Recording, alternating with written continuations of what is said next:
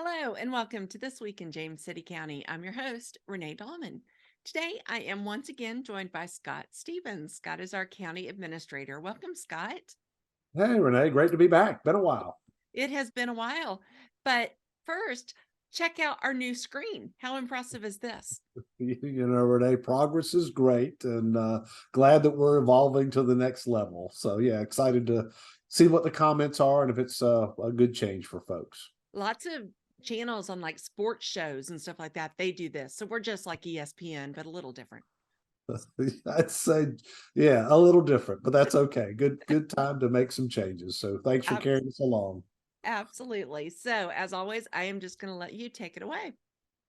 All right. Well, again, it seems like I have a lot to share. We'll see how that really unfolds. I know I say limited. We try not to get too lengthy in these things, but there is a lot of activity within the community, and just thought I would update. I will say I'm going to really cover March. Our board has had a lot of meetings in March, and so I thought I would just sort of give a short summary of that.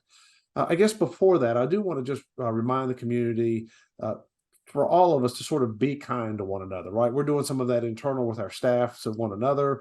I really am proud of our staff, but I will constantly remind it on our side, and probably don't say it enough to the public, that we're still very short staffed in a lot of departments. And so our staff has worked hard to make sure it's almost seamless to the public. So things look the same and service delivery is the same. But it has taken a toll the past year or two, or now three, where folks are working shorthanded and covering that and not able to take off. And we're piling more on and less people and turnover and new folks trying to figure it out. And I would just ask all of us to just be a little bit aware of that. I am proud of the group we have working with us. I think we are committed to serving the community. I'll tell you, in police, we are severely understaffed. Our dispatch center is severely understaffed. Our general services department, which are all those things you see in the community, from garbage pickup to debris to limbs to grass mowing to ditch maintenance, all those things. That side of our staffing is very low. And in the backside in finance, we have had a number of turnover in our finance department, and it's for a variety of reasons. It's not all pay and benefits. It's some of it's work-life balance. It's people retiring, other opportunities. Our recruitment has been challenging. I think that is similar to what other localities and other businesses are experiencing, but it's real for us as well. I just want to start by saying we're proud of what we do. We want to serve the community, but patience and kindness goes a long way, both from our side and from the public's, and we just ask for that consideration. Uh, the other thing on staffing, we are working through the process to hire a new police chief. So hope we'll make process progress in the coming months. We've hired the Virginia Police Chiefs Association to run that process for us. And so we'll have some updates coming in the next month or two, with a hope in the June-ish timeframe we would have a new chief in place. So we'll see how that goes along, but excited to have that moving. In terms of board meetings that I had alluded to, I guess I'll start. The board holds a retreat most years. This year they did it March 10th, so a week or two ago now. But during their retreat, discussed a number of just topics that are going on within the community, and that we'll probably come back to them at a later date for more decisive action. We've got a couple hazardous dams that the dam group with the state has put on the county to make repairs to. There's some that we have ownership of, some that we have partial ownership. I say ownership, full ownership of what's underneath a roadway in one case, partial ownership of another dam. And so we are working in those two areas, and we'll have more communications with the community of what that means of trying to make these dams safe. None of them are catastrophic in terms of failing, but it's just they are dam safety. What the state is concerned with them, and us as a partial owner or full owner are expected to correct that, and we'll work through that in the coming year. We Scott, talked about if we yes. could, if I could interrupt, if we could go back to the retreat, what was the location of their glamorous retreat this year? Well, we had a glamorous location, but it was Yes, Legacy Hall here in James. Legacy Hall. So it was not Hawaii or Las Vegas or No, it anything like was that. one day, or really half a Yep. day. It was March 10th. It was Legacy Hall, but thank you for that. Yeah, Yep. retreat sounds a little more glamorous than it might have Yes. been, but it certainly was a productive morning. And we did start with breakfast. So I guess if you put glamour with legacy along with breakfast, it wasn't a bad setting. All right. So anyhow, we're working through some of the dam issues related to that with the state in the coming year. We talked about property tax exemption criteria. We do have a program where seniors 65 and above with some limitations on income and assets can receive $1,000 a year off their personal property tax. And so we had our commissioner of the revenue speak to the board about that. And I think the criteria at this point will remain the same. We talked about our real estate assessment process, brought in our head assessor just to talk through that. We do real estate reassessments every 2 years. That's not currently happening this year. It will happen for the budget year of FY25, not for FY24. So they're in the midst of doing reassessments where we'll see new values in the spring of 24, just so the board could ask questions and sort of understand that process a little better. We talked again about a future government center and sort of where we are with what is estimated to be $100 million project. So a really big project for the county, with the idea of we leave our Mounts Bay campus, we move to a more central location. The board had selected a site next to the rec center, the Triangle Woods there next to the rec center. We did receive what is called an unsolicited proposal from a company. We are evaluating that. The board's accepted it, which only means it's opened it up to more interested parties to bid or to provide a proposal. And so that, I think, deadline is sometimes through the end of May. So hopefully at the end of May, we will have several proposals to consider. And then at that point, we'd have more conversation on moving that project forward. In the meantime, we will likely go visit some other new government centers and see what some of the latest and greatest layouts are, particularly for the boardroom and our board members in terms of access or space within a government center. But having it more centrally located makes sense. The maintenance cost of our current Mounts Bay site, it's an age that we have significant cost anticipated if we stay. And again, the studies we've done in the past year basically says we're going to spend close to $100 million if we just stay where we are and expand as we need it, or if we move into a new facility. So the costs are significant either way. And the board has made the determination that they believe the best course of action is for us to build a consolidated center where more of our departments are in one building, one central entrance for the public, and more accessible to our community, being more central to the county. So more to come on that. I also talked about our general services building. We had talked about putting it at the War Hill complex over near where there's a water tank off in an area of woods. There's some archaeological issues there that have made that site not as easy to develop. And so we talked about moving it across the street, really across from War Hill High School, next to the law enforcement center. Seems to be plenty of space in that area for general services, along with potentially a government complex if it were needed, or a fire station if needed in the future. So I think you'll see some movement along that lines for our general services department. We talked about preservation programs, code enforcement, and planning, really talking about rural character and lands preservation programs, whether they're conservation easements, whether outright purchase for the county, or whether purchase of just development rights that we've done some of all of those in past years. And where does the board want to go in terms of moving forward and developing lists? And there won't be enough money to do all that we want to do, but how do we best meet the needs of the community of trying to preserve rural character and compensate landowners appropriately if we're trying to stop development or of their properties? So more to come on that, but we did have good conversation there. Talked about code enforcement efforts. How do we get into some situations where things maybe go on for a number of years and then we find them and try to address them, why that happens. We also talked about short-term rentals and how do we get better in terms of ensuring they are properly licensed or have the right zoning in some parts of the county to allow those businesses to continue as well.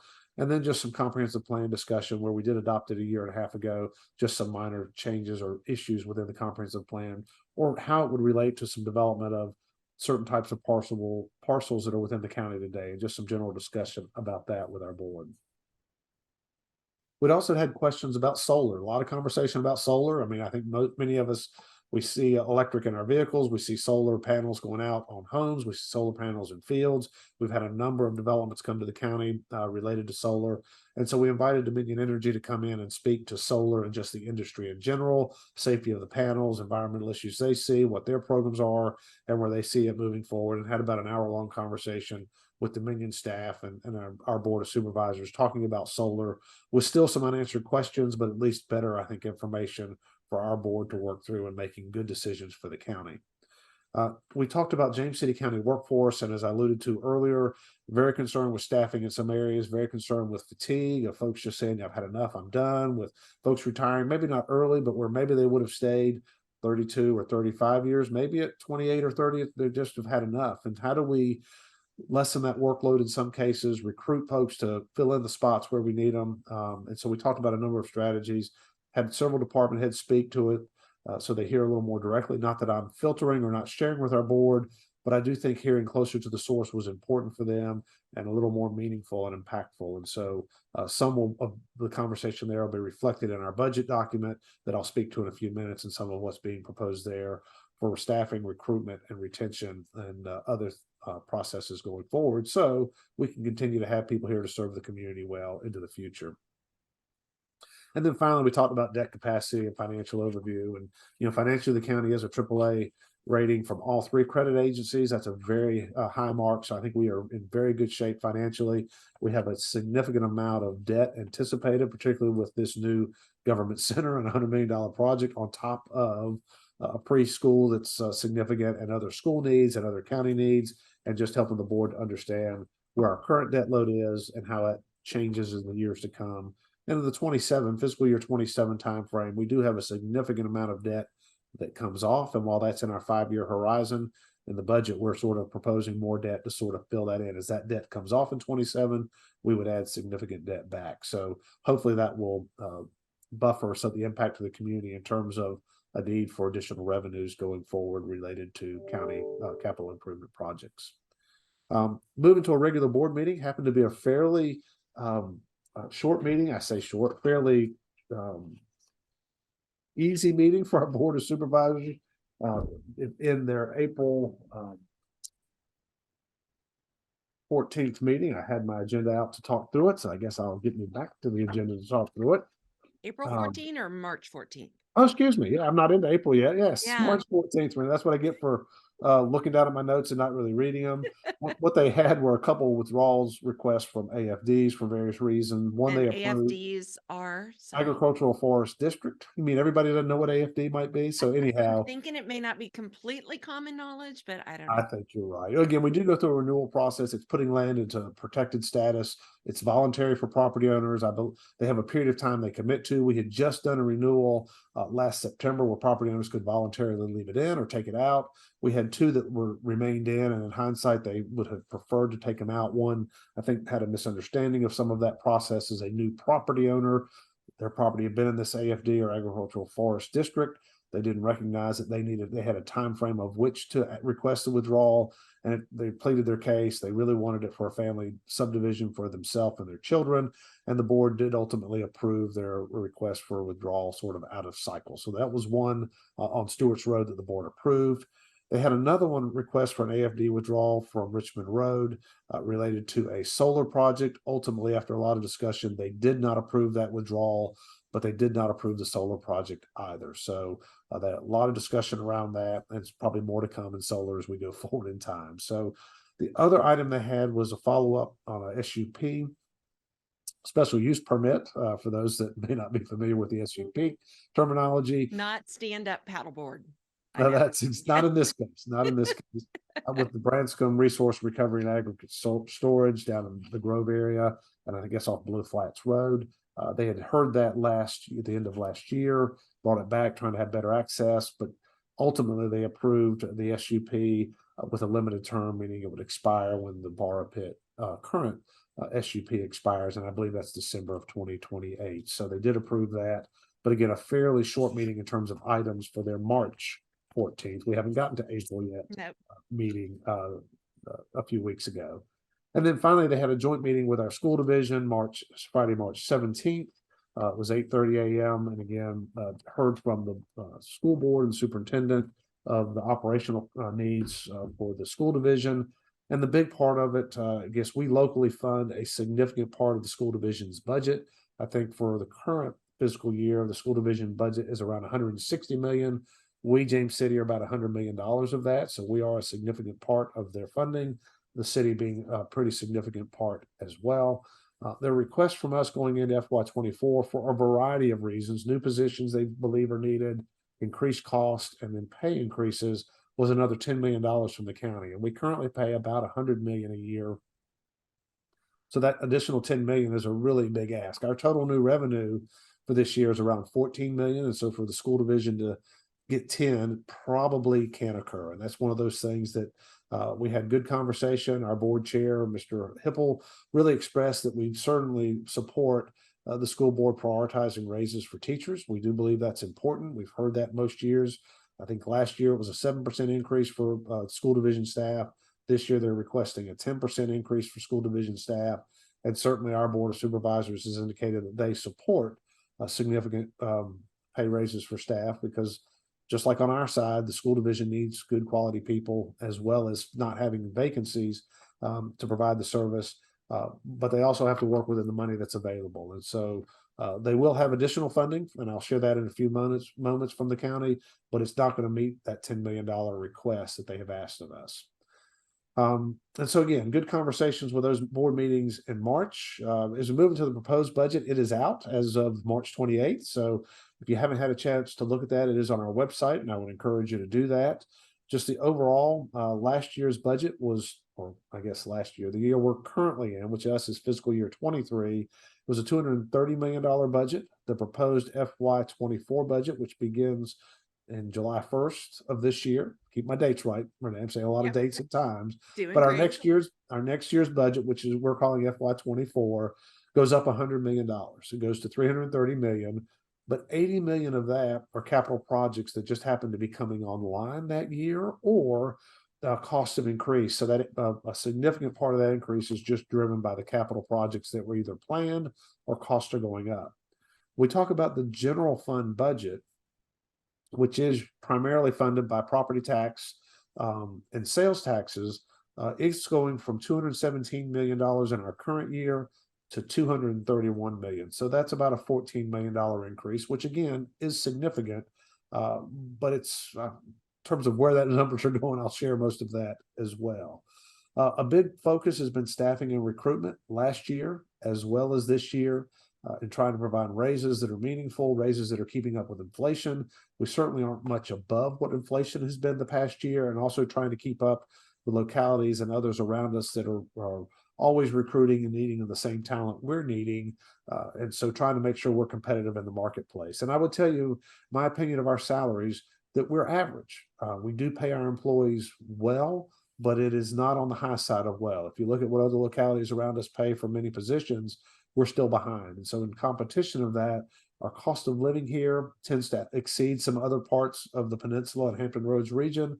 And so those are areas where I think we have challenges in recruiting, that if you can make a certain salary in James City and a little better a few miles away, and your housing costs are a little better a few miles away or a little lower, that puts us at a competitive disadvantage oftentimes. And so those are things where I think pushing the salaries up continues to be important for us. So last year we did 5% and 1,500 in terms of raise for our employees. I am proposing the same thing this year, again, a $1,500 increase plus 5% July 1st.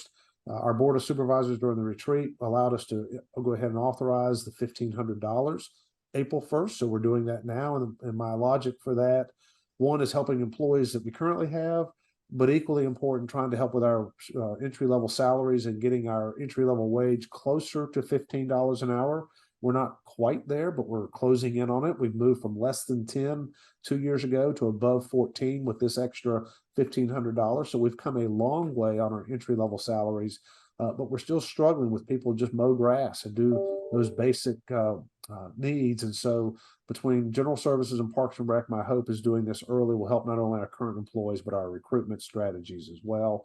We also have offered through our board retreat and in the budget additional access to our recreation facilities and amenities, giving employees discounts, those less than 50,000, significant discounts on childcare, trying to help offset some of their costs of maybe living and working in James City County. We also are trying to up our many localities are paying more when folks retire. And so part of our change, we pay $5,000 for sick leave when employees retire. Many other localities are paying closer to $20,000. And so we've implemented a change for those that retire from us, trying to help those long-serving members working with James City County to get a little better payout in retirement. That money can be used for whatever purpose, but potentially health insurance in retirement and helping them pay for that for a year or two, because our employees do pay the entire cost of their health insurance in retirement if they choose to stay on our insurance plan. So things that I think will be good changes for our employees. The other thing we do, we have been average, I say, a little behind the average of holidays for the region, where most are getting 14 holidays. We at James City County are getting 12. And part of this proposed budget will provide 2 personal days in addition to the 12 holidays 2 personal days for employees. So we won't be closed to the public, trying to make sure that our service and to the community doesn't diminish, but we'll provide our employees some 2 additional days to sort of catch them up with the region and what most other localities are providing in terms of holiday or personal days to their staff. And so my hope is that rewards those that are staying here in some way, but more importantly, maybe well, not more, but equally important, encouraging new people to choose James City County as a good employer, because we are a good place. But those staffing shortages have really taken a toll. So a big part of the budget is focused on those kinds of things for current and future employees. The pay increase that I've talked about adds about 1.4 million to the budget, or 4.1 million. So that's a pretty significant chunk of the 14. The school division request, while I have allocated 4 million additional dollars for the school division, I've got another 2 million held off to the side in contingency that potentially and really is set aside for the school division. With the state's budget not yet approved, the school division doesn't really know what their additional revenue from the state might be. They had showed about $5 million more in our joint meeting. With our additional 4 million in the cities, that's almost 10 million more they can expect next year. There's another $500,000 to 4 million they could get from the state, depending on which version of the budget from the Senate to the House is adopted. And so based on that, this additional 2 million that I've talked about, we will make it up so that my intent would be for them to get at least 6 more million. So they have 5 plus our 4. I hope the state will provide another 2. If the state does not, the county would be in a position to do that. So that takes 10 of that 14 million additional revenue I talked about. The other part, we did a mid-year budget increase for our public safety staff, trying to get our police salaries closer to the average of the region, and some on the fire side. That was about $1.5 million. So that was significant. We've done it in this current year, but that comes into our costs for next year. And then the other thing, we had health insurance and some outside agency increases, both close to $1 million. And so you total those up, that's really where those 14 million dollars of additional revenue went. And I think all important in terms of service to the community. Tax rates, at least this year, our tax rate's staying the same at this point. In my proposed budget, still at 83 cents per $100 value on your real property, and it's still at $4 per $100 value on personal property. Last year, the board, because used car values were significantly higher than they had been, did assess at 75% of the NADA value. This year, used car prices are much closer to being where we believe they should be, and we did not recommend an increase or changing the assessment. So cars will be assessed at the full 100% of their NADA value. And so that'll be reflected in bills that our residents see in June of this year for their vehicles and for property tax. Outside of that, the other significant parts in the budget, we talk about our capital improvement projects. We have a number of projects that are moving forward this year. We do have funding for the construction of a General Services Administration building proposed in next year's budget. That's almost $30 million. So that is our significant project. And part of that $80 million increase I spoke to earlier on the projects. We talk about some of the dam repairs, Mirror Lakes in particular, stormwater drainage improvements that we typically have done year after year, but total in the millions. We're replacing our ambulances. Every year we're replacing 1 or 2 of those. Building maintenance item, playground improvements, recreation center office renovations, so some improvements at our rec center that folks should be able to see, and just other regular replacements within our county operations. On the school side, we still are budgeting for a preschool space, $25 million, and our budget is $22 million set aside for preschool. We already funded close to $4 million in design, so I hope that'll move forward next year. Expansion at Lafayette High School, cafeteria expansion at Jamestown High School, a little over $2 million in school bus replacements as part of the capital improvement project program, track and tennis court replacements at Lafayette High School, HVAC system and generator and other replacements at various schools, and then safety and security maintenance and equipment replacements. So a lot of needs out there. Most of them have been funded by the county, or we've been able to fund those, and then some we would discuss later that we have not. And so in terms of budget going forward, there are a number of opportunities for public comment. We do have an April 6th in-person and virtual community meeting, which myself and our finance director, Sharon McCarthy, will conduct. I guess you're going to be part of that to help us through that conversation. It is April 6th at 4 o'clock. And again, it will be held in person at our boardroom 101 Mounts Bay Road in Building F, or virtually. And so you can choose to attend on what works best for you. We'll give a little better summary or a little deeper summary than what I've shared today, and then see what kind of questions and other kinds of things we could address to help the community understand the budget process and where we are. Our Board of Supervisors has scheduled an April 11th public hearing on the budget. Again, would be at the boardroom at 101 Mounts Bay Road. The meeting starts at 5 o'clock. The public hearing will be sometimes after 5 o'clock. And then our final action, at least on the budget, may have a business meeting in between their normal business meeting in April. The board would discuss it. There's not an opportunity for public comment, but our board would have more discussion on the budget at that April meeting. And then back May 9th at 5 o'clock, we would ask the Board of Supervisors to adopt our FY24 budget. So certainly an opportunity April 6th for public comment and understanding, April 11th for public comment, and then May 9th, there could be public comment ahead of the board adopting the budget. So I think there's at least some opportunity for that involvement, and we'll see where our community falls in terms of questions.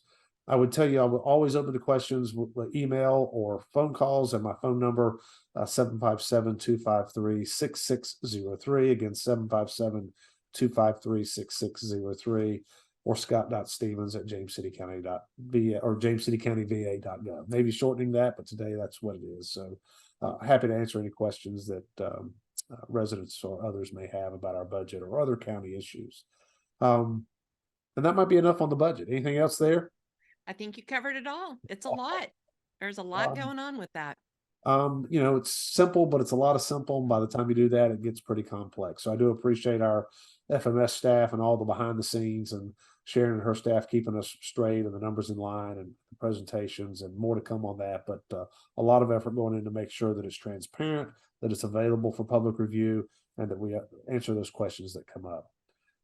I guess one other project I'd like to mention that has some visibility, Marina, through the last, I guess, late last summer into the fall, we had the covered boat slips reviewed by a structural engineer, hoping we could make some minor improvements. It turned out they're in such bad shape that we had to notify our boat slip holders that you had to get your boats out by mid-January. They have done that. We are demolishing those covered slips as we speak. So in the coming months, they will be gone. And then we're looking at how do we put more floating docks? And we had plans to do that. We had just done a phase one where we had eliminated 14 or so slips. We could put those in rather quickly, still probably a 12-month process. That area has been dredged. Our plan had always been to demolish the boat slips, just not quite this soon, and replace them with either covered or uncovered slips, but it takes dredging. And so that process is probably a 2 to 3 year process by the time we dredge and bid it and get it designed. So again, I think you'll see some work at the marina that's going on in phases, some that will demolish the existing floating covered slips, add in a few extra slips, and then in another project come back and do some more work at the marina. So if you have further questions, again, I'm happy to talk through that. And in closing, I would tell you it's spring. Hard to believe we're to the spring already. It's a good time of year for me, minus I think the allergies might get me a little more than they used to, but I'm willing to endure that to get to the warmer weather. Would encourage folks to get out, enjoy our parks. We have a lot of nice amenities, get out on the trails, move around. They always say that's good for us to do. And again, I just would, as I started with a reminder to be kind, I would just remind us all to, be kind, be patient, work with folks. I think while we're, for the most part, I believe through COVID, there's still a lot of lingering stresses associated with life in general. And for us, staffing is a big part of that. But the kindness goes a long way. It makes it easier for all of us when we are looking after one another. So that would be my message.